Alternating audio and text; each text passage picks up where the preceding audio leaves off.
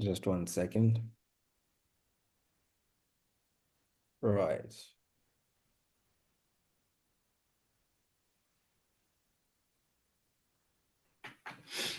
Okay, it's streaming. So we'll just give it 3 minutes and then we start.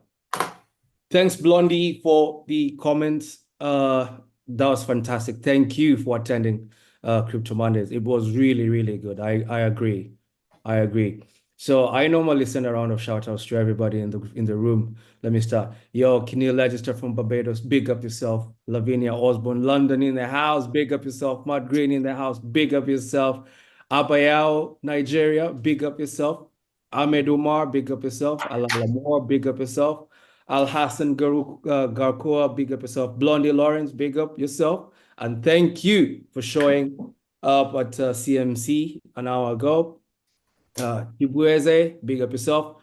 Chibuekim, Cyril, Dominique, Dante, Fazui, Jackson, Jason, Jennifer, Jola, Mercy, big up yourself and thank you for attending CMC. I saw you representing. Nesta, buenos dias, cabrón. Buenos días. Buenos días. Oh gosh. Yeah, Nesta, I picked up from TV, yeah? So don't judge me when I say cabron. I just picked it up from TV. Is that okay? In Chile, we use that word for with friends, so no problem. That's it's okay. Oh, that's fine. Okay, cabron. Yes. Okay, Nuruddin Oduma Palesa, Precious, nice to see you again. You had a question on the previous chat, on the previous session with Crypto Mondays. We couldn't get to you because of time. Now you're here, and this is an open session, so we are more than happy to take your question. Saint, Samuel, Sunaina, Tilos, Trisha, Vladi, Winifred, Zarhadin, Zainab, and everybody else. So we have 40 people in the group. I think that's enough quorum for now. The rest are going to join us. Those who don't catch us now are going to catch a replay on YouTube. Oh, wait. Oh, Jason is asking for time. 3 minutes, you should be able to walk home listening from your mobile. Okay, that's fine, Jason. 3 minutes, then we start. That's fine. So we're going to start in 3 minutes so that you're proper settled. Tricia, Barbados representing. Yes, yes, much love. Keneal is in Barbados as well, actually, guys. So if there's any Bajans in the house, link up with Keneal. If there's anybody from London and Ting, Halat, Matt, and Lavinia, they're the friendliest gang ever, no doubt. Always be there for you. Nuruddin, Nigeria, yes. Okay, cool. That is fine. So, hello, Mr. Brian, can you hear me? Yes, I hear you loud and clear. Who's speaking, please? Okay, it's Shamsuddin. Thank you very much. Okay. Oh, Shamsuddin, welcome back. You are also in Crypto Mondays. Welcome back, Shamsuddin. Right. Okay. Now let's get this started. Now, guys, you as students of NLT, you are used to the long sessions. Today, the legal and regulatory sessions won't be that long because they tend to be dense. So we prefer that you ask questions so that we can have a proper interaction. There's no slides, there's nothing on this, okay? If you've Hey, Beatrice, hey, that's my home girl from my home country. Beatrice Mambo VP, Kenya representing 254. Yo, I have to shout out my country people. Hey, and Mercy is my country person as well. Mercy, big up yourself, Maze, representing 254. Thank you, Brian. You guys can really tell I was a DJ, Matt. You can see I was really a DJ, right? Keneal, do it over your phone. Boo, boo, boo, boo. Anyway, so you guys are used to the long format sessions. This is literally no long thing. Now, it's important. It is so important that you understand that for you to bring what you're trying to bring to the world as entrepreneurs and as, future startup owners and founders and co-founders, the gamified concepts have to interact with the real world, okay? And today you're lucky you have three experts. You have Matt, you have Kinil, and you have Lavinia. And Lavinia, interestingly, has a legal precedent because of something that happened to her in Web3. She's going to tell us more about it shortly. But now I'm going to kick it to the panelists to introduce themselves, starting with Matt. No, sorry, starting with Lavinia. Ladies first. Starting with Lavinia, then Matt, then Kinil. Introduce yourselves. And usually there's a cabron in this cohort called Oba Keng, who normally asks a particular question, like, what was your motivation to come into this industry? He's not here to ask, so I don't want his mojo. He'll catch up later, but introductions, Lavinia. Hi, everyone. Well, first of all, thank you for inviting me to be part of No Long Ting. Love it. I'm always of the mindset that sometimes we need to talk other people's language in order to engage them into something that is new. It doesn't negate the content or the quality of the content. It just gets the engagement heightened. So really love that and love to be part of this. So, kudos to you, Brian, and to everyone who was involved with making this happen as well. So my name's Lavinia Osborne, and I am officially the first person in the world to have been granted a proprietary injunction for a digital asset, which is an NFT. There's different forms of digital assets, which I'm sure Brian has touched upon. And the digital asset that I received, the world's ever first proprietary injunction on, was an NFT, non-fungible token. And so the difference between fungible and non-fungible is, think of it like the Mona Lisa. Or first of all, let's think of it like fiat currency. So we know that money can be in paper form or it can be in coins. That is what you would call fungible, because it still has the same value, irrelevant of how small the piece is. So you have £10 and then you have 10 £10 worth of coins. They have the same value. However, something like a Mona Lisa, it's worth millions upon millions. But if you cut it up, those pieces won't have an equal value. It will just lose its value automatically because it's non-fungible. So I came into the Web3 world because well, first of all, I'm all about financial well-being. I think financial well-being is an important lesson topic that many people don't talk about. It underpins many areas of our lives. And so as an entrepreneur, a long-term entrepreneur, I had a business called Butterfly Wealth Creation, and it looked at one's relationship with money and in that context, their financial well-being. And so when you're looking at people's financial situation, you look from a coaching perspective, you're going to look at the past, the present, and the future. And so I kept hearing about Bitcoin, and then I started hearing about blockchain, and I thought they were both one and the same, but of course they are not. And so I wanted to learn more about this space, or about blockchain and crypto. And so I applied for a job because I think one of the best ways of learning is on the job. And so I was able to acquire a position at a startup company that focused on SSI, which is self-sovereign identity. And I'm sure you may have touched on this or will touch on this during No Long Ting. This is a very important part of the crypto space.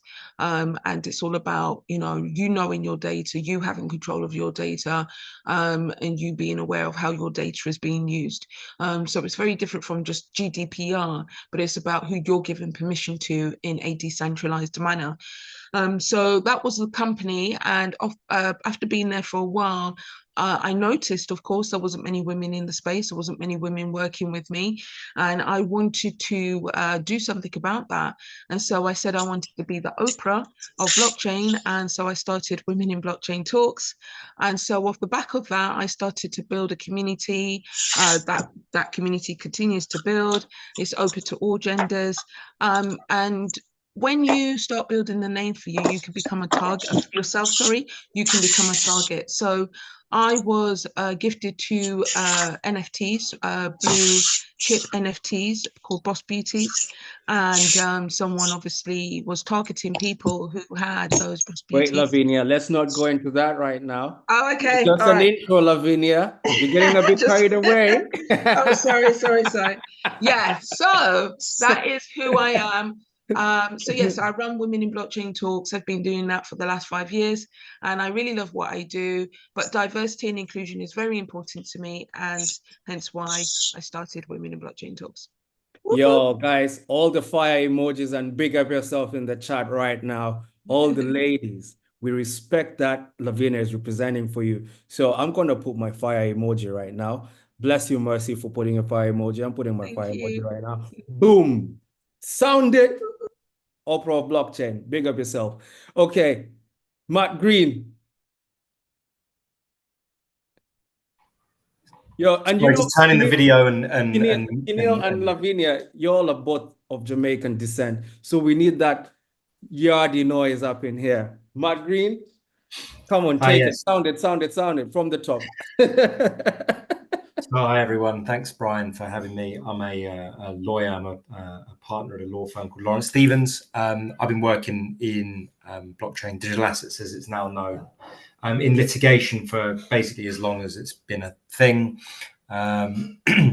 Working on some of the biggest cases in the space, starting all the way at the top where we were tracing Bitcoin following a ransom, to dealing with some individuals who say that they were Satoshi Nakamoto, to everything else in between. So it's essentially asset recovery where people are victims of scams and hacks, to helping people who have disputes around intellectual property and tech around blockchain. Thanks, Brian. Thanks, Matt. And guys, you have to excuse Matt if he sounds a bit tired. He's been working all day, and I had to bring him for Crypto Mondays Caribbean an hour ago. Him and Kinil, they've been literally speaking for the past 2 hours back to back. So excuse them if they're a bit tired, yeah? So Kinil? Yes, good afternoon, good evening, good night. But before I start, I hope you guys could hear this. I think that's what we've been. Did we hear that or no? No?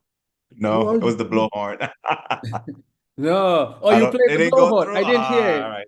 Major fail. Don't worry about it then. Don't worry about it. All right, cool.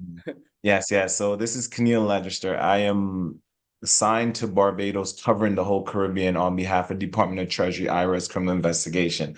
So someone asks IRS, why are you here? But the short of it is this: anywhere there's money, we will show up. Believe it or not, good and bad. Take that how you please. But as things have progressed, where you've gone from fiat currencies to any type of scam, Ponzi schemes, or any type of financial crime, things are morphing. And my belief is that education is key. When it comes to regulation, though, I think that's where I think a lot of countries, a lot of governments have failed, because knowing the rules, I think we will have equal playing fields.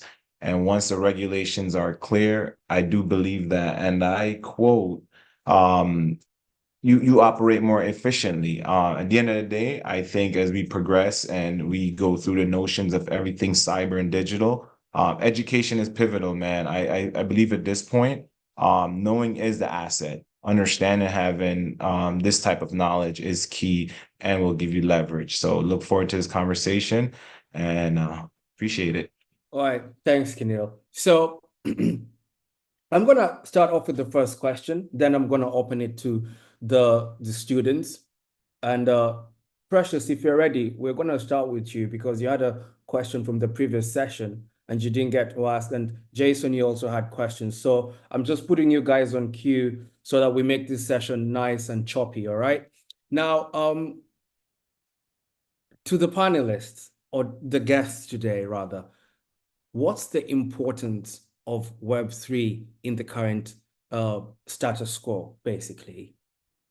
What's the position of Web3 and what's its importance, especially for these budding entrepreneurs and startup founders and all? I'll kick off the answer or my perspective of the question. It's important because the world is moving, it's evolving, and it's evolving at a rapid pace. So recently, Sam Altman from OpenAI, he released a report, and he was talking about the age of intelligence. And in that report, he was touching on the time it took from the Stone Age to the Iron Age to the Industrial Age, up until the Internet Age even. And so the Industrial Age was over hundreds of years. And then the next age that he purported, that he put out there on his chart, was the Internet Age, which is, of course, you know, the internet, and that's been what, the last 20, 30 years. And now he talks about the intelligence era, the intelligence age, which is powered by AI. And he believes that our grandparents, that we're going to see in the next, I think he put it it was like 300 days or something like this. No, it was more than that. About 300 days. It couldn't have been 300. It was like 60 months, or a very short window, that we're going to see changes that our grandparents could never have dreamt of.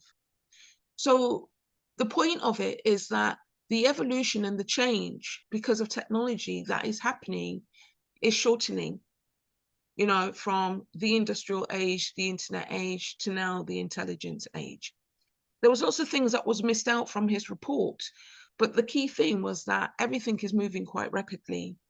And it's important that you, as students, be it young students or older students, you are the workforce of the future. And if you don't understand the technology that is coming in, or if you don't have awareness of these changes that are coming in, you will be left behind and you will feel stuck. Now, with every development, there are good and there are bad. And a lot of people argue that AI will get rid of jobs. I don't think that they will get rid of all jobs. I think that they're just like the industrial age. You know, we look at, you know, I remember being at school and learning how to type. And then I got an electronic. Sorry, Lavinia, just 1 second. Could everybody mute their mics until it's their time to speak, their turn to speak? So I'm going to mute everybody. Lavinia, please unmute yourself, yeah? Okay. All right, cool. Yeah. So I, being at school and learning how to type on a typewriter, then I got an electronic typewriter where it would kind of, you could put pictures on it, but it would, like, you know, print it out in that long form rather than how we do it now. And then I remember using a computer, and, you know, just in the last 20, 30 years, I've seen how just the computer has changed and how we can do everything on our mobile. And I think the mobile is a key example. We do everything on our mobile phones now. And that is only in the last 20 years. So if that is what we have been able to produce, mankind has been able to produce in the last 20 years, and the way we use our phone, then why is that not going to, why we're not going to see that same level of evolution, if not even faster, with AI? And that's the reason why Web3 is key, because AI can't, it stands by itself, but no technology stands by itself, really and truly. It has to integrate with other technologies. And an element of that technology is blockchain. A key reason behind I say blockchain is because you're going to need that proof of provenance, that proof of work, and blockchain can help to give that. And so when you look at the metaverse, you look at Web3, you look at blockchain and AI, that encompasses Web3. Web3 is not just one technology, it's many technologies working together and creating a new industry. And that is why Web3 is very important. And Lavinia, you being a panelist in various conferences and events and forums in London and across the world, you're actually seeing this movement, correct? Of course. There are, you know, I always say, don't watch what people say, watch what they do. And you even see the banks, they're incorporating blockchain and, of course, AI. into their processes. Right. Governments are doing it as well. We're seeing the EU, they're moving very swiftly with smart contracts and tokenization. Just the other day, they just launched a new regulation around, I believe it was, I can't remember actually what the technology was, but that, you know, the Middle East are leading the race, if there is a race, because what happens in the Middle East is going to have an impact in the Europe, and what happens in Yeah. Europe has an impact. Okay. And of course, there's different jurisdictions and regulations, which I'm sure you've been We're gonna talking get to about. that right now. Yeah. Yeah. Right. Okay. So now let's move to Matt and hear his understanding of what Web3 is and its importance, especially for the people in this call as students and budding entrepreneurs, aspiring founders and co-founders. And then we'll move to Keneal to underpin it in the context of the developing world, because he works with very many developing countries and could be able to give us that sort of perspective somewhat. So Matt. Let's think of the importance, or at least the dynamic, of Web3 by virtue of the music industry, or at least streaming. So in Web2, the idea is that you are borrowing music, you're renting it for the period in which you are streaming it. So Spotify, you pick a song and you stream it, but you don't actually own the content. The idea or the philosophy behind Web3, as I understand it, is when you have digital media, you will be able to create and therefore then own those assets that are also therefore transferable. So it's the idea of being able to transfer digital files with ownership rights and potentially copyrights, etc., within. Now that gives a huge opportunity for people who are developers and creators to be able to properly license their digital content. I think that's in summary where I would like to leave my definition of Web3. Okay, cool. Sorry, someone just messaged me. It's prayer time in Nigeria. We have to respect that call. So the people going for prayers, literally, this is a discussion group today. There isn't any slides and all. So you could go for your prayers and come back in the next 10, 15 as you always do. And if you have questions or observations, you can ask it at that point, okay? So we respect your prayer time and we wish you the best, and also pray for us as well. Now, Keneal? I'm actually gonna switch gears a little bit, but definitely answer the question as far as the perspective of Web3. I think for a while we've been watching social media websites and everybody harvest our information. I think the beauty of what Web3 purports, or we should be looking forward to, is ownership, right, of our own information. I think now the theory is we take our information and monetize it ourselves. I think that's almost flipping the script per se, where we take back ownership of our data and able to capitalize on what the Googles, the Facebooks have done with our information. In theory, I say now, once we've identified a way how to regulate that and protect consumers, I think we have opened Pandora's box, but in a good way. Okay, thanks, Keneal. Now, in terms of the legal positioning and or the legal underpinning or the legal framework of various jurisdictions, Matt, do you want to take us through how the law interacts with this industry? Because people keep saying it's early days. How early is early days? Because Bitcoin kicked off in 2008. It's now 2024. It's 16 years. How early days is it? So yeah.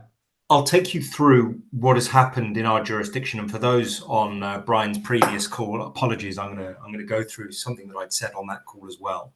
But I think it is helpful to outline the chronology of where we in this jurisdiction, being England and Wales, where we've come. So, as Brian said, 2008 broadly released in 2009, at least Bitcoin was, and back in 2019, appreciate that's 10 years afterwards, but it took 10 years to get to the point where there was an adoption wide enough for people to care. In 2019, in November, the UK Jurisdiction Task Force, which is a task force to consider legal issues, prepared a paper around digital assets, or it was called crypto assets and smart contracts. The idea being that under English law, property can only exist if things are tangible, like my phone, you can hold it, or if there's a contractual right, like I may have a right to a debt. And those are the two kinds of property that you are allowed at law. And the UK Jurisdictional Task Force essentially said, well, great, that's fine, but we may need to reconsider what property is at law, because crypto assets have some of the indica of property, but not all of them. And they basically said loosely that crypto assets should be property, but they didn't really get too far down that road. They just suggested it. A month later, I was in court. I was very lucky to work on the first case of this kind in the world, I believe, whereby a hospital in Canada got hacked. All their screens went scary blue, and there was a message on the screen essentially saying, if you do not buy our release code to give you access to your data back, then we will delete it forever. And you can buy that code via us transferring, at that point, it was 90 odd Bitcoin. And the insurer paid that, and we ended up acting for the insurer to trace the Bitcoin and seek the funds. And as part of that process, we had to determine at court whether crypto assets broadly could be property, because we sought what's called a proprietary injunction, i.e. the right to do or not do something with specific property. In this instance, we were trying to stop the movement of the proceeds of that Bitcoin. And in 2019, in December, the judge determined in that hearing that crypto assets, including Bitcoin, could be property or were property. And that started the process, which then Lavinia went through. And there was another case called Deloya recently where Tether was declared property, although to me, it has always been basically since the UK Jurisdictional Task Force's paper. So broadly, we have crypto assets being property. And the second part of my answer is this. The Law Commission in our jurisdiction decided that this issue needed some determination, and has essentially come up with, having asked the industry what they thought about how to get around this, holding possessions, tangible items being property, or contractual rights being property. They essentially made a consultation, prepared various papers, iterations of which a lot of the industry contributed towards. And they ended up in a sort of final piece of slated legislation, which was prepared and introduced to the Houses of Parliament on September the 11th this year, which basically said that assets that are digital in nature or otherwise, they kept it super broad and woolly, were allowed to be property, even if they were not tangible or a legal right. And the reason why they kept it open like that was to ensure that they didn't have a definitive list, which would prevent them from being future-proofed. So we may come up with something in 5 years' time that they hadn't listed, and we'd have to revise the legislation again. But also, having spoken to the lady who drafted that bill at the Law Commission, it was an opportunity to allow judges who were uncomfortable diverting from the common law to have a legislative thing they could point to say, well, actually, I would like to make this property, and the law says that I can. So it gives them that wiggle room. So we're now at a position where at a legislative level, we are able to create things that are digital or otherwise and make them property, but it will be guided by the judges. So the judges will have that flexibility to make sure that digital assets, and the categories broad, it could be crypto assets, it could be email addresses, URLs, whatever, carbon credits. Each of those could be digital assets and therefore property. So we are in a very unique position here where we are at a legislative level. So that is a brief run through. But Matt, before Lavinia goes in to tell us about her case, then again, you come back and explain it to us from a legal point of view. What you just said, what does that mean for the entrepreneurs, for startups, for the ordinary Joe? Why do we care about this, right? Why do we care that it's property? Right. Yeah. Who cares? So if it's property, it means that you have specific rights to it. It means that under law, you can be deprived of your property and you have specific rights that you might not otherwise have. So there's a relatively interesting debate about data and whether data could be property in a certain way. But if there isn't that question mark over, say, crypto assets, then if you lose your assets and they are property, you have a right against a person for those assets that you might not otherwise have had. And it also allows markets to be far more comfortable in dealing with or acquiring assets that are determinative as property because they have those rights attached to them. So if you steal a property from me, I can pursue you for the value of that property, and I can trace that property and acquire it from the person who ended up with it. I have obvious, clear directions of travel for legal recourse that you might not otherwise have. Right. Thanks, Matt. Keneal, is that indicative of the position in the US and or in the Caribbean jurisdictions that you're working in? And could you take us through the jurisdictions you're working in so that for the people on the call understand the sort of vast reach you have? For sure. So let's start off with the US. That's easier to cover it first. So far, in general, I would say yes, I agree totally. The US is going to view this currently as property, just like anything crypto related. And the reason for that is at the end of the day, when a transaction occurs, the US is more tax centric in the sense that what happened? Was there a benefit to you or was there a loss to you? And how is that applicable to your what we call tax situation? So yes, it is treated like property. Now, regulations are still being developed and may change. Specifically now for the Caribbean, part of my work is I do cover the whole Caribbean. I do cover from Bermuda to all the way down to bottom of Trinidad. It's better to say what I don't cover, which are the Spanish-speaking countries, Cuba, Dominican Republic, and Haiti. What I found is that there is a lack of regulation and definition when it comes to anything AI, Web3, and crypto related. Now we're very familiar with the Cayman Islands and Bahamas because they've housed FTX and Binance, so they're well familiar. But even then, their regulations are still being developed. What you'll find is, frankly, so, and somebody could correct me if they find otherwise, their citizens, Bahamians and folks in Caymans, they're not legislation wise, they're not allowed to interact with these platforms as you and I would, meaning we could purchase, we could procure, we could trade, we could sell, we could barter. From what I understand, these platforms are not designed for them. And that was the agreement with their government. So these governments also act as a regulatory body, but in the same token, it's still lacking in the sense that there is a lack of definition what actual cryptocurrency is, what an exchange is. A lot of them are just existing in this jurisdiction as international business companies. So what that means is essentially, as long as they do what they were doing, quote unquote, and they're not operating here, they are above board in essence.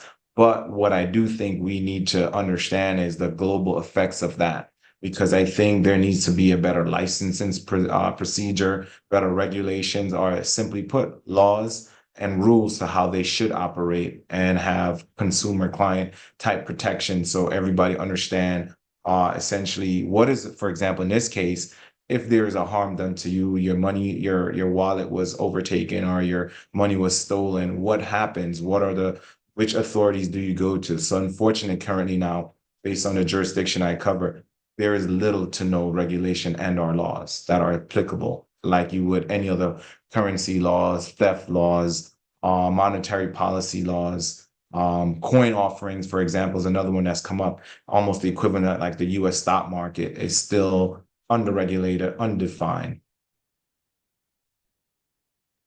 Thanks, Keneal. Now, before opening up the questions to the audience, we're going to come back to Lavinia. Lavinia, what does this mean for you, and what did it mean for you then before all these developments took place when you had your incident with that particular exchange and you lost your assets? Sure. Okay. So I think it's very important to state that, again, there's a difference between fungible and non-fungible. So crypto is fungible and NFTs are non-fungible, hence non-fungible tokens. And so the key difference between the proprietary injunction for crypto and the proprietary injunction for NFTs is that it's more easier to track. And this is one of the key things about crypto and the whole decentralized space, is that with fiat currency, if there is fraud used with it, it's hard to trace that money. It's much easier to launder, whereas with crypto, it's easier to trace. And with NFTs, it's even more easier because it's just one whole, it's just one thing that you're tracking. Whereas with crypto, a part of it can be sent, 10,000 is stolen, 2,000 could be sent to one wallet, 5,000 sent to another wallet. So you're looking at different wallets in order to find the whole that was stolen. Whereas with an NFT, it can only move to one wallet and not pieces of the NFT because, of course, it's non-fungible. So with my case, it was very easy for us to track where the NFTs had gone.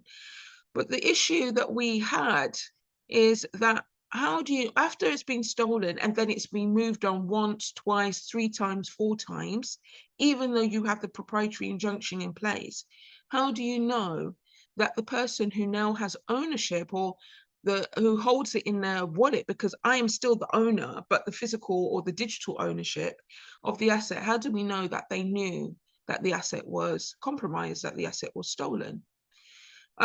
It's not like in the real world where if a car is stolen, the car is stopped, the driver is arrested. The driver may have bought the car legitimately, and that's quite difficult in this day and age to not know if a car is stolen or not. However, it can happen. But ultimately, the car would be returned to the original owner. That's not the case with NFTs. You cannot just go into someone's wallet and take back the asset. And if the person can prove that they bought the asset legitimately, then they also need to be compensated for their loss. So for me, I was really happy that there was something that could be done and something was done. But it was much more complicated, because this is over 2 years. My assets were stolen in February, I believe, 2022. And we're now in October 2024. And so what I found was that you cannot enforce the injunction. So it's great that the injunction is there. And I'm very proud that I could be part of the development, because there needs to be more development in this space. But the key thing is, and as Matt touched upon, what it states is that NFTs, digital assets, that is an NFT, is property, and therefore that will have an effect on not only your legal status of ownership, but also your taxation, and insurance. And so we are moving in the right direction. But, Rome wasn't built in a day. So I'm proud of the fact that I was part of that initial action, and that it resulted in NFTs being recognized as property. But there's still a long way to go in regards to enforcement. Thanks, Lavinia. Now, for the law students and the lawyers and all those interested in law and all that, Lavinia here on the screen with us is the Lavinia in the OpenSea and Lavinia Osborne case. So if you want to go and read further on that, we can't surely go through the whole case here, but she's here. You can connect with her on LinkedIn. And, if you're interested in NFTs and all that, yeah, you can discuss that with Lavinia on a different forum. So Lavinia Osborne and OpenSea case, that's the case. Now, Matt, in terms of the Lavinia Osborne case, do you want to just give us a legal perspective, like just sprinkle some legalese in a simplified manner, of course, as to the implications of the Lavinia Osborne case, and also the recognition of NFTs, and then you find in subsequent cases that some justices are allowing NFTs to be used to serve on some on persons unknown as well. That was a really good thing that happened in a case. So appreciate this is pretty lawyer heavy, and apologies, I'm eating. Yeah, that's fine. But one of the things that was good that came out of this case, Deloya, which has been running for a number of years now, they had a final judgment a couple of weeks ago, was that service, which is an important legal procedure, could be affected by NFT. So what does that mean? If you're trying to contact someone who doesn't have an email address or a home, and you're trying to serve a claim on them, it's obviously pretty difficult. And there are rules, at least in this jurisdiction, as to how you go around doing that. So one of the ways in which you can, which was ratified by the court in that case, was you can send an NFT with a link to the relevant, or it depends on which party you use, but a lot of people have a link. So they send an NFT to the address of the person who controlled the address which was used to steal, or which received the stolen funds. And they are also able to send an NFT with the relevant legal papers to the address of the party who ended up with the funds. That way you can affect service. So it's a really, it's a smart way of doing it. There are problems with it, in as much as those documents are on that particular blockchain forever. And it may not be suitable in some instances, if you're not careful, to have private information if the lawyers haven't redacted certain things to be on a blockchain forever. Right. There was also a case that I understand where the NFT was a picture of the court seal, which of course is protected by copyright. So in serving them via NFT, they actually infringed copyright. So that was a bit of a car crash, not one of mine. Right.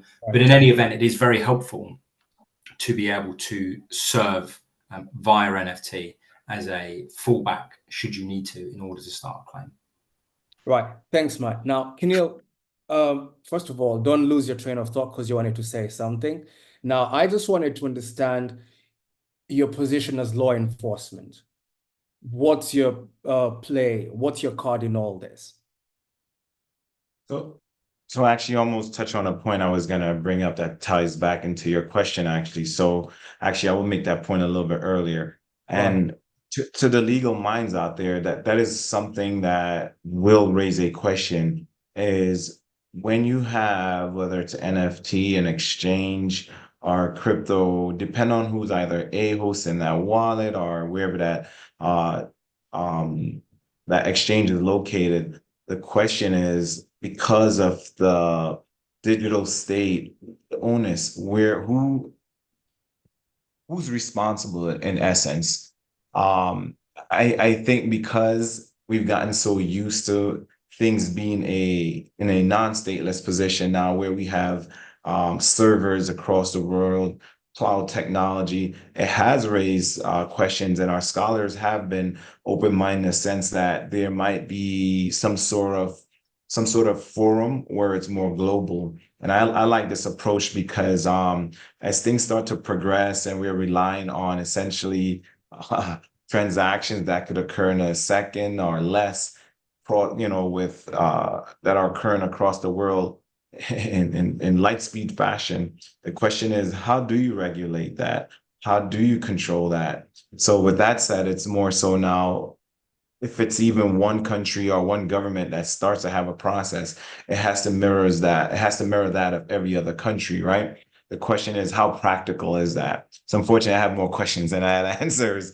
But as you were speaking, I start to realize, as much as even before, say, for example, your Mt. Gox, your FTXs, a lot of people are out money or out their crypto, and there was no reprieve, there's no reprise. It's, you just sit and wait and hope that one of the bigger powers did something. Luckily, the US had shared prosecution and jurisdiction with the Bahamians, so they're able to recover it.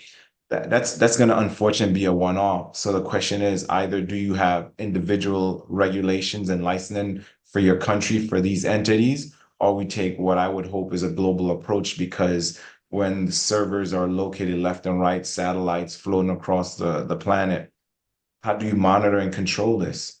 Again, more questions than answers, but I figure as time progresses, we will have these answers. Bless. Thank you, Keneal. Now, I'm going to go into the audience now and get some questions from the students. Now, students, this is time for you to ask questions. So Naja, we're gonna start with Najatu. But before we go into the students, I particularly have a question for the panelists. In terms of the people interact, so let's say there's a scam happening and it's affecting American citizens or British citizens. Is it so does the IRS or the FBI or whoever or the UK agencies, do they go for people dealing with the nationals of that state, or how does it work? Because, for example, with the AI Act, you don't have to be a country in the EU, but as long as your servers are interacting with European citizens, you have to comply with the AI regulations within the EU. So how does it work for some of this crypto enforcement? Kinil, you want to start? Sure. So you bring up a very interesting point, and it's something I actually preach. So for one, it is not. Granted, with the EU, the rules are becoming a little bit more clear and defined, but when you realize that there is investigations that are taking place, what we have to essentially go back are the building blocks of a lot of our previously litigated issues. We have mutual legal assistance treaties, which are just agreements between countries that have bilateral implications in each country. So, for example, if the US has a criminal in country A, the U.S. hopefully would have had a MLAT. That's the term we utilize, or the acronym we utilize for these treaties. So essentially, in the U.S., we utilize the term of a subpoena, which is a document that gives an attorney or the courts the power to summon you or obtain information. Now, the question is, will it still apply? And the hope is with these relationships, whether it's country to country and depend on the private or the entity that's in that country, some companies will say, hey, we don't have any onus. We can't just send you this information. We're protected under XYZ government. But the reality is, without these formal agreements, you're unlikely to get any information from a law enforcement standpoint. So I guess going back to my point, it has to be, again, a global approach where these countries say, for example, a US citizen that got scammed in, say, I'm in Barbados. I'm gonna throw Barbados out there. So that got scammed in Barbados. Right, you would probably contact me. I'll work with the authorities here that be to see if we could obtain that information. But at the end of the day, the attorneys, or what we call them, the attorneys that are part of the Department of Justice, or Yes. a private firm will send a MLAT to this country saying, hey, here are the facts of the case. Could you send us this information under this legal requirement? And you're now at the mercy of that country to comply. It's usually in their best interest because it's part of the agreement. But if the company now comes back and said, hey, yeah, we're domiciled here, but the information that exists here, it's in country B. Now, Right. the US technically now has to go to country B, not country A to country B. So you might be going through this for a while. And that's going back to the notion that, hey, where that exchange, where that server is, may not be where that company is domiciled. So it does make it harder. So from a law enforcement perspective, essentially it becomes a witch hunt. That's why I really believe that as we progress with this, countries need to come together and have formalized processes because it does get difficult. There is no written way right now outside of whether they're fraud or something. We're going to go after them, but it's based on the pre-existing agreements with the U.S. with these countries. Now, let me tell you the perspective from the Caribbean. If there's a fraud taking place here right now, most law enforcement in this jurisdiction, the Caribbean, they'll say, well, you got scammed. Too bad. You should have known better. That is it. From that's all I've heard. I've even asked for individuals. They'll work with the crypto analytical companies, as they're called, like the Chainalysis, the AmChains, and the TRM Labs. They'll be able to trace it, but it's almost like good luck trying to get it back because a lot of these countries don't have the formalized legal treaties with these countries to obtain any type of legal assistance or the ability to even trace it, much less the tools to even go that far. So again, I think it's going to be it has to be a global approach at this point.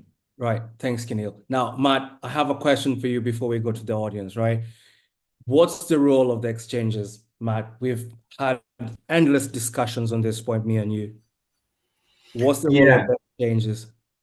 Well, it really depends, right? Like, so we had some recent legislation in the UK which basically made banks liable for push payment frauds, which essentially said that if people fall victim to a certain kind of fraud where they are tricked into sending money, then the banks will pay them back in a way that if the banks became insolvent, then you're protected by a certain amount as well. So victims of scams involving fiat money with bank accounts are protected. But in that legislation, they said not including cryptocurrencies. And my answer to that is why? Because that sort of it lets off exchanges from being accountable to their customers. And to some extent, we have to look at this from two angles. We have to look at exchanges and their own customers, the sort of FTX style, you know, you've been my customer and I've done something bad, so what duty do I owe you? And I think that's clearer because there are terms.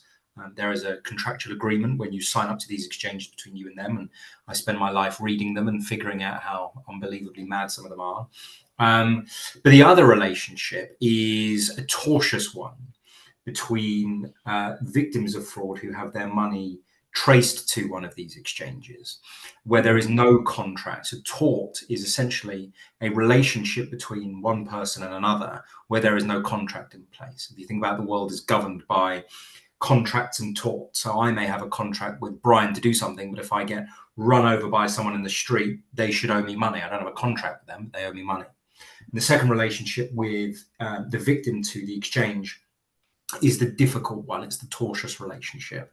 And a lot of the exchanges are getting away with not really doing a great job in assisting victims of fraud on the basis that either they can't be bothered or it would create some sort of duty, or they're too busy making money that they're not really worried about it and they can frustrate the process. What I would like to see, and my mind keeps changing on this, as you well know, Brian, because you and I have spoken about it at length, is some sort of formal duty. I don't know what it is yet. I don't know how we're going to get there. It may well be that someone decides to take one of these exchanges as a victim to court to push a duty. And actually that did happen, although it was a bit of a car crash in that case of Deloya, where the victim ended up pursuing a BitCub, a Thai exchange. And it didn't quite work out for them for a number of reasons, which I won't get into. But it would be interesting to seek a remedy whereby these victims are owed a duty of care in some respect by these exchanges, in the same way that you may expect if you were robbed. You lost £1 million as part of a scam, for instance. I'm not saying everyone here's got £1 million. I certainly don't. You would expect a bank to do something if your funds were traced to a bank on the basis that they are regulated and that they have hundreds of years worth of banking law to assist and moderate and regulate them. Crypto exchanges don't have that yet. I would like to see something in that role. I don't know what it is yet. My previous views of this, as you would know, Brian, was that there would be sort of a gentleman's agreement, a best practices that people sign up to. But I'm not entirely sure that would work these days because the main players seem to have changed somewhat. My funds used to end up at some of the big exchanges. Now they are located at some of the mixing services, and they are even further away from onshore, so should we say. They are not only in a variety of different jurisdictions, or in some instances, as of today, when I was doing this case, no jurisdiction provided whatsoever.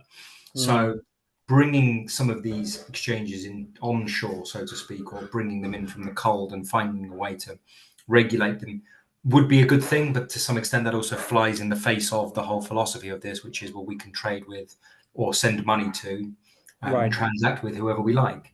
So it requires a little more thought, and I just hope that there is an opportunity to pursue one of these exchanges who is doing something wrong and create some sort of duty of care. And Matt, does that extinguish the position in Pirazude? Does Deloya does it supersede Pirazude now? So Pirazude, for those who don't know, I'm sure I'm pronouncing it wrong, was a case whereby funds were traced to Binance and a proprietary injunction was sought over those assets. And Binance, for a number of reasons, were able to push back against that proprietary injunction. One of the formulations was that Binance said that they were an innocent party mixed up in the wrongdoing and that they were, in fact, should be treated like a bank. They received the money of crime, and they shouldn't be pursued as a substantive defendant. They should just be considered as a third party who just so happens to have the money.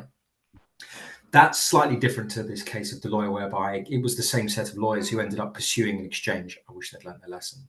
And the exchange actually pushed back again, but in a slightly different way, and attacked the tracing exercise, saying that the funds actually could not be evidence to be going into the relevant account. So I don't think there are odds. I think that actually it shows that these exchanges should be treated with respect, and just because you as a party have received the proceeds of crime doesn't automatically make you a substantive wrong'un. It just means that you have been caught up in it. And in the same way, Brian, if you'd received some stolen money or a stolen car or whatever it would be, you wouldn't be expected, at least under law, if you were what's called equities darling, to be given a claim form and to be pursued. And I think the exchanges have a right to push back. It's just all got to be done in the right way. There may well be a tail in this if someone, for instance, puts one of these exchanges on notice and says, this address is linked to fraud, and can you blacklist it, prevent withdrawals, and then subsequently they allow withdrawals. Because my view of it at that point would be that they were on notice, they had proper notice of a fraud, and yet they allowed it to happen. And on that basis, they would owe, amongst other claims, that they would owe the victim a duty of care in that instance. I'm sure it's going to happen. At one point, they're going to screw up, but it just means that all the relevant things need to fall into place. The client needs to have enough money and resources to pursue a claim. The judge needs to understand what's going on, which is more commonplace, and for the exchange to muck it up and allow that to happen, and then be evidenced in disclosure. Right. Thanks, Matt. Now, Najatu, there's a question from you that says, how might government regulations affect the growth and development of Web3 technologies? So this is open to any of the panelists. So Kenil, you want to start with that? Oh, for sure. I've always been a big believer in that. Once you know the rules, you can play on an equal playing field with your peers. I think it'll be important as we progress in this environment, all things cyber, all things technology, that we have to have better regulation and rules, especially as Web3 specifically develops. It's necessary. I think there is no growth without it. Essentially, you'll just have a lot of companies and businesses that are taking on risks that could have been mitigated off the bat if we knew what the rules were. So I encourage or support the concept that once we know the lay of the land, we can build. Okay, thanks, Kenil. Lavinia, because Women in Blockchain has different chapters and you have a chapter in Africa as well, I would like to ask you this, and Kenil, you could also assist with this, because it touches upon developing countries. So how can Web3 technologies help developing countries bridge gaps in financial inclusion and data ownership? Well, I believe that, well, education is fundamental and key, and I've always seen blockchain as a grassroots technology. It has a very strong egalitarian feel to it, which is all about, which touches on anonymity, but for me, the egalitarian aspect of blockchain technology touches on inclusion and equity, right? However, humans are humans, and we will bring our biases into any technology, any industry that's created and engaged upon with us. And many times you will see that when we talk about blockchain, we definitely touch on crypto, because crypto is obviously fundamental to blockchain technology. They are native currencies to the different blockchain applications out there and platforms. So they are necessary. And then because of that, they do have a strong element, gambling element to it, investment element to it. So people will focus on how can I make money from this, right? But blockchain in and of itself is really about how can we do things differently that adds more transparency, trackability, traceability. And so in order for people to be part of the conversation and the build of this industry, they do need to be educated about it. You can't talk about or build about something that you don't know, you don't know what you don't know, or that you don't understand. And this is where Women in Blockchain Talks comes in, because we want to be that outreach and also that grassroots where people can have their first touch, learning or hearing about blockchain in a safe, secure, and supportive environment. And a lot of people, they are, Women in Blockchain Talks has been that first touch point for them. And then they've gone on to create careers. And I'm very proud of that over the last 5 years, Even so, money needs to go into it. And, the governments are aware that blockchain is here. But sometimes the focus can be too much on the regulation and compliance, which is important and key, as we have seen and understand. But so is innovation. And innovation starts with society, with people in different areas, but particularly young people, right? And so that again is where the education piece comes in. So for me, it's education, education, education, but it's also investment into the innovators, the entrepreneurs who wish to utilize this technology to create social good. So blockchain for good. Thanks, Lavinia. Kenil, you and I both come from jurisdictions where, like in Trinidad, we have a shortage of Forex. You know what I mean? So you shuttling in between all these Caribbean islands as the regional attaché, what does this mean for you? And also with your insight in other countries, developing countries within Africa and other areas, what would you say about this?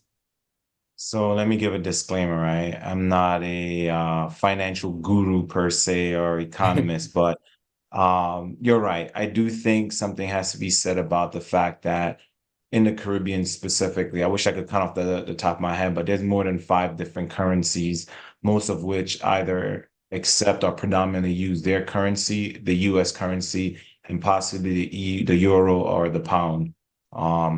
It I think here, specifically in the Caribbean, there's a lot that can be done when you do have in my humble opinion, a single currency or something, in this case, like a digital currency, where it'll encourage trade, it'll encourage better investments, because that is risk one takes when they're coming to a jurisdiction, whatever their, currency that they were dealing with, and you're bringing it into the region. Either you have to worry about the deflation of it, currency risk, or inability to change or exchange at a different currency. So while you were in Barbados specifically, from my understanding here is that you're limited or you're not allowed to utilize another foreign currency, no matter what it is, without a license. Now, that means if you wanted to import or buy something outside of this jurisdiction, you now have to go get a permit or a license to even send that or buy that currency or utilize that currency outside of this jurisdiction. Now, between you and I, nothing moves fast in the Caribbean, and it is what it is.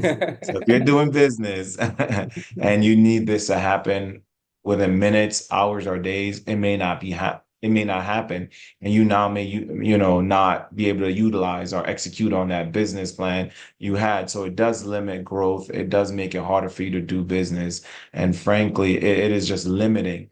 So with these technologies, I do find that, to answer the question, it will improve the economies here. It would improve trade. It would include, improve the ability for the citizens to pick up themselves in the bootstraps and give them access, I think, to the greater world, not just those outside of the borders, but essentially the whole world, with a lot of, whether it's the utilization of Web3, crypto, and just the AI technologies. In my opinion, I think AI technologies are designed for efficiencies.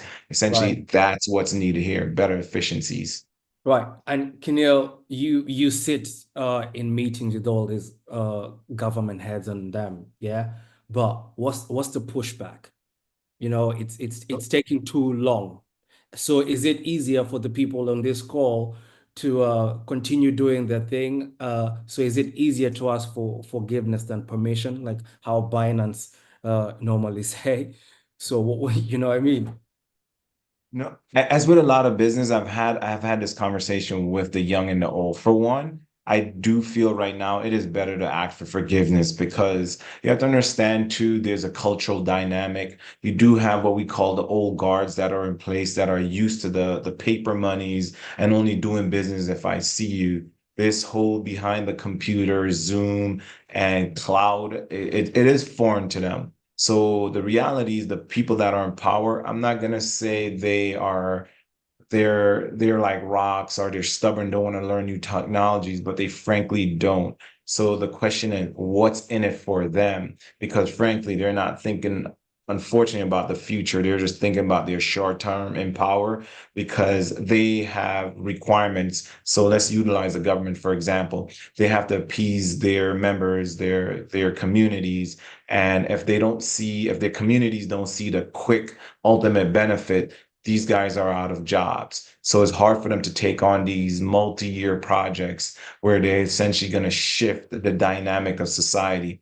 You need a true, almost like a villain at this point. You need a true believer in it to really push the envelope. And unfortunately, you don't see a lot of people taking the risk. And then you have the institutions that are ingrained here that unfortunately, the Caribbean allows for monopolies. So you have a lot of countries that have financial institutions and companies that, frankly, they're comfortable. They don't have to be efficient because they have consumers or they have governments that rely on them to remain complicit in these behaviors where there's no effect for them. There's no need for them to push the envelope because they know who their customers are and they know who their regulators are, and they don't need to appease them in any fashion because they have no competition.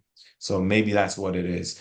Raise the Right. threshold, have more competition, and bring more innovation back into our AR into our region may change that, but there's no incentive for them to do that right now. Thanks, Kenil. Now, Matt, I have a question for you. Because you've been talking to the Law Commission of the UK, and you have proper insights into the behind the scene. So Palesa has stated something based on her country, but could you apply this in terms of everybody who's on the call? Like just give it some sort of framework. So Palesa comes from Lesotho in South Africa, yeah? So she's thinking her country wants to start exploring blockchain, but yet it does not accept or recognize crypto as property at all. So how do you, you know, how do you make this work, Matt? Your mic is on mute. How can I still do the talking whilst I'm on mute? I just don't understand it. These years. Sorry about Long that. Yeah, it's just ridiculous. So in our jurisdiction in England and Wales, people care about terminology and market trends and things like that. And we have our own infrastructure, which we need to play by. Now, I don't know much about Lesotho or indeed how the tech industry is in Africa broadly. So you're going to have to forgive me for my ignorance here. My sense of things is that from my understanding of reading around, a lot of Africa sort of skipped having to do a lot of the removal of old tech that the UK's had to do. For instance, a lot of people in Africa apparently are able to do digital payments a lot more natively than, say, a lot of people in Britain are, because we've had to move from certain infrastructure. So I think that if you build and it works, the law in your own jurisdictions will consider it. I don't think that it not being property at this stage is an obstacle that you need to overcome. I don't think you need to change the legal framework in order for your idea or your invention to be successful. I think it's probably the other way around. I think focus on being a success in getting your product or service out there. And if it does cause a stir and if you are successful, then I'm sure the people in power will take notice and laws may change. But I don't think outside of jurisdictions where we have a long history of lawmaking and regulation, etc., that you really need to worry too much. We have to sort of try and see the wood through the trees in some respects, whilst I think it may be easier in other jurisdictions to not worry so much about the language and how things are treated at law, but just to get on with stuff. Right. Thanks, Matt. I have a question for the audience. Lesotho, Palesa in Lesotho, you guys have MTN and Vodacom as a provider, correct? You can unmute your mic. So do you guys not have something like M-Pesa as we do in Kenya? Because We do have M-Pesa. yeah, and with M-Pesa, correct me if I'm wrong, Beatrice and Mercy, with M-Pesa, because I haven't been to Kenya in a long time, but with M-Pesa, you're able to do crypto payments or buy some tokens. Is that correct? Well, not yet in Lesotho. Not yet in Lesotho, but in Yeah. Kenya, Beatrice and Mercy, is it possible? At the moment, it's not.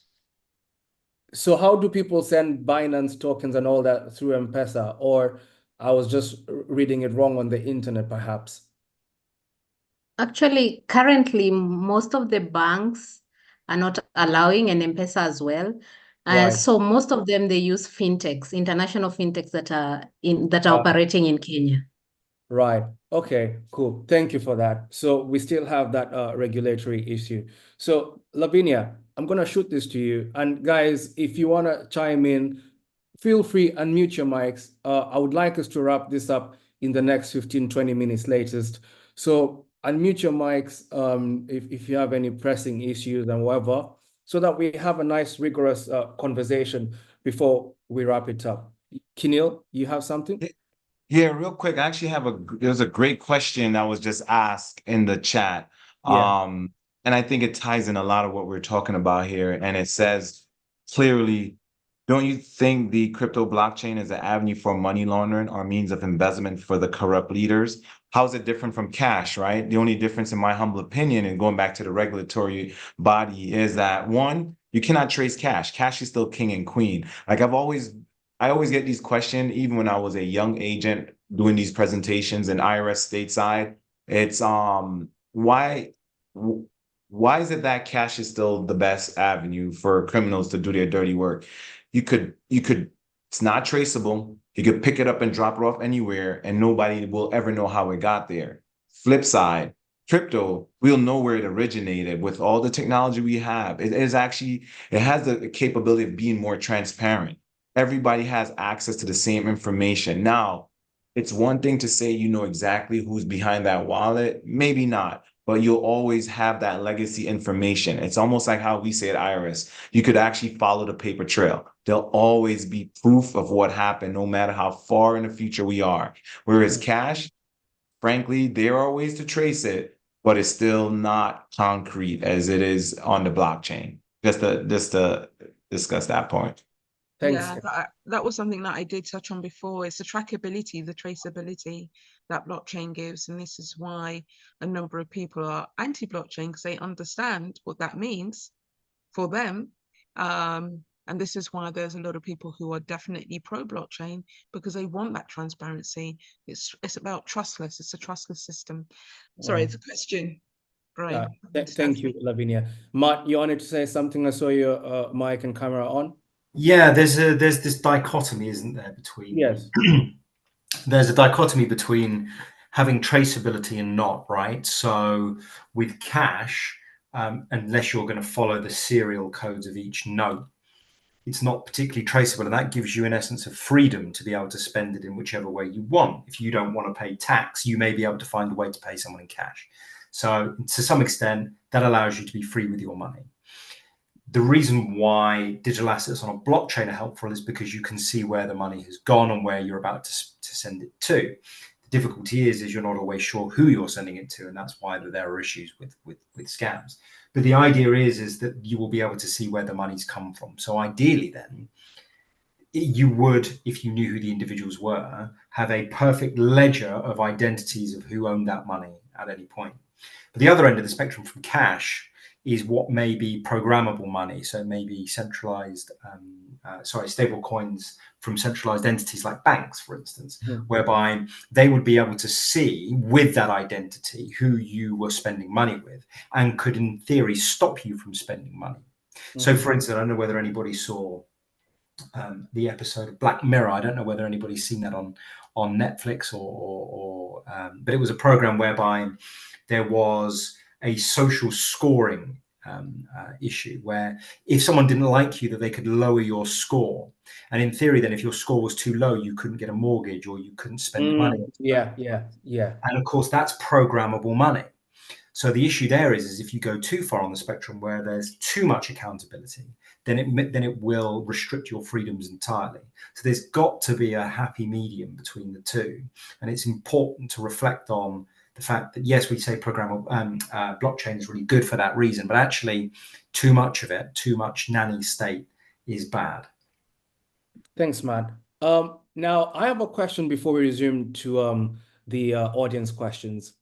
The three of you interact with different professionals at different stages and in their careers. And Keneal, I know you train institutions like ACAMS on such things pertaining Web3 and crypto, and governments as well. And Matt, you as chairman of some of the working group at Tech UK, what are these professionals out there saying? I can start you off because we haven't had our first meeting yet, so I don't know, but I will report back once we have our first meeting. But I'm going to hand over. Okay, Keneal? So all right, so the boots on the ground, as I would call them, they want this. They see the value in growing their businesses. Even then from the government level, you do have a few, unfortunately, I have to say younger individuals, more green, that are open to the concept of what this could do for them, do for their countries. I do find that individuals who realize that there's growth and there's potential are those willing to learn. And unfortunately, that it's for those who are on the other side of it, they don't see the definitive direct benefit for them. But in general, I would say the companies and the professionals that are out there right now, they see the potential of having now more global access, whether it's their money, it's their business, or even for their families and their children to have a long-term positive effect on them and their companies, as well as their communities. Cool. Thanks, Keneal. Lavinia? So there's definitely interest. People understand. Okay, so I'm gonna say, when I say people, I'm talking more women because that's Yeah. who I deal with, but I do deal with all genders. Yes. And I deal with women who are just everyday Jane to the professionals, to the leaders. And so I was speaking at a women's leadership event, and I've been speaking at this event 3 years in a row. And there was a number of women who have been there and in either the last 2 years or last 3 years. But even so, the interesting thing for me and worrying thing for me, because a lot of the women who was at this event, they were leaders in tech. And one needs to remember that tech is such a huge industry. Just because you understand tech in one area doesn't mean that you understand tech within the emerging techs arena. And I'm quite niche. I'm very much focused on blockchain and emerging tech. So when I was speaking at this event, and this was just last month, I would say only 10% of the room had their hand up, 10% or less had their hand up when I said, do you understand blockchain and how it works? The rest of the room still were like, yeah, we've heard about it, but we don't understand it. And then afterwards, one of the ladies who had been at the event last year, she said to me, oh, I need to get round to learning more. I need to contact you. So the interest is there and the desire to learn is there, but it doesn't feel like a priority to them. And it's not a priority to their companies either, because a lot of these individuals, particularly professionals, they're expecting their companies to give them the training, to upskill them. And that's not happening. So I think there's still a lot of conceptions, negative conceptions around blockchain, because it obviously is so closely linked to crypto, that is stopping companies from engaging with their leaders, engaging with their workforce to upskill them and help them understand the new technology that is already here, but is expanding and evolving. Thanks, Lavinia. Now, Olanreju asked a very interesting question. I just want to scroll back to it. With the increasing volatility in Web3 and cryptocurrency ecosystem, how can the technological innovation be more regulated to create a more trustworthy ecosystem to enhance adoption. So basically, we're just back to regulation and the statutory frameworks, basically. Keneal, you want to wrap it up? You want to yeah. Yeah, just a very finite, very tight, Yeah. concise point. I do think it has to, again, I said this already, it has to be a global approach in the sense that, all right, it can't just be the EU government with their rules. It just can't be the UK government. It can't be Jamaica. It can't be Barbados. It has to have a holistic approach. And the reason why that is that we want this to be on a platform where it's equal for everybody, meaning the rules are the same, the regulations are the same, because we've gotten so used to where, oh, these are the US laws, these are the EU laws. It cannot be with this as we further ourselves with these technologies. We need to, kind of like the UN, we need to have a forum where we come and say, here's how we're going to approach this. Here's how we're going to define whether it's crypto, whether it's blockchain. Here's going to be the spaces where these companies can exist. If not, then we're going to go back to what we've had with currencies and anything digital thus far. People are going to find loopholes and people are going to exploit it, and the rich are going to keep getting rich. The poor are going to unfortunately be left behind again. So global approach. Isn't FATF, which is supposedly the UN for crypto, and not crypto, not de facto, finances. No, is it not FATF? No, it's not. And you have to also remember that, for one, not everybody's part of the Egmont group. There's countries that were just accepted back into the Egmont group. So you have to understand that certain countries are not part of it. I'll leave that political situation as is, but it should be. They have set standards for what it is. That's if there's an exchange that exists in your jurisdiction. Now, the fact that finances are truly cross-border and more multinational, how do you regulate that if an exchange exists in your jurisdiction and you are a hostile country and you don't want to cooperate with the rest, right? So without, again, going back to sanctions, going back to these rules that exclude you, it does not make it holistic. So I am being, for lack of a better word, hopeful in the sense that we could, sing Kumbaya, come together and figure out world peace. But until we even get close, as you said, even the Egmont groups, where there's companies that are not, countries that are excluded or not allowed, or they have not joined, it'll be rough. It'll be a rough journey, but we're getting there. We're getting there. I'm hopeful. Okay, point noted. So guys, we have literally 5 minutes, 6 minutes to wrap up the whole session. But we're gonna take 2 or 3 more questions, right? Now, here, Najat has a question about opportunities for sponsorships and partnerships. Does Web3 provide such opportunities for creators, and do smart contracts streamline such things? I'm gonna answer you this way, yeah? Like, you being part of NLT, you've gotten sponsorship, and we can be partners for you for your future ventures wherever you are. Like, there's always that kind of support. Like with Web3, people always gang up together. You'll find Lavinia somewhere with women in blockchain. You find Keneal somewhere. You find Matt. Like how we've come together here to help you guys. These are some of the opportunities. Networking and all those things. Like, you have to be part of different communities. It helps you in terms of networking. Okay, then how can smart contracts streamline these agreements?